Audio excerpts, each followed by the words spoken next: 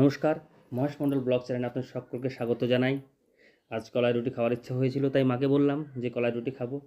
তো মা গমের আটা আর কলাইয়ের আটা, অ্যাকচুয়ালি কলাইয়ের আটা 60% আর গমের আটা 40% একসাথে মিশিয়ে সে সুন্দরভাবে মেখে নিয়ে লেইগুলো করে, দেখুন মা সেটা দু হাত দিয়ে চাপাটির মতন সুন্দরভাবে বড় করে নিয়ে মাটির যে তাওয়া কিনতে পাওয়া যায় সেই মাটির তাওয়ায় সেটাকে ভাজতে হবে। অ্যাকচুয়ালি এর টেস্টটা কিন্তু মাটির তাওয়াতেই সবচেয়ে বেশি হয়।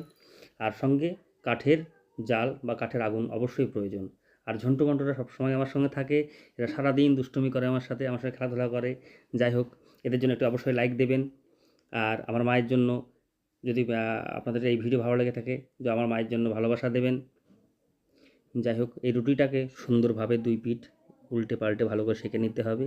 এর সেঁকা যত ভালো হবে টেস্ট কিন্তু তত বেশি হবে। এই রুটি খাবার কিছু উপকরণ রয়েছে, যেমন কাঁচা পেঁয়াজ, কাঁচা লঙ্কাকে পুড়িয়ে সুন্দরভাবে লবণ দিয়ে বেটে খাওয়া হয়। অনেকে ধনেপাতার চাটনি করে খায়, অনেকে বেগুন ভর্তা করে খায়, অনেকে খারকোল বাটা তার সঙ্গে পেঁয়াজ, লঙ্কা, রসুন ভালো করে বেটে সেটার সঙ্গে খায়। কে কীভাবে খেয়েছেন একটু কমেন্ট করে জানাবেন। আর আমার মায়ের জন্য একটি অবশ্যই লাইক করবেন। তো যাই হোক, আমার ভিডিও কেমন লাগছে অবশ্যই কমেন্ট করে জানাবেন। আর মায়ের জন্য একটি অবশ্যই লাইক আর আমার চ্যানেলটি সাবস্ক্রাইব করে সঙ্গে থাকবেন।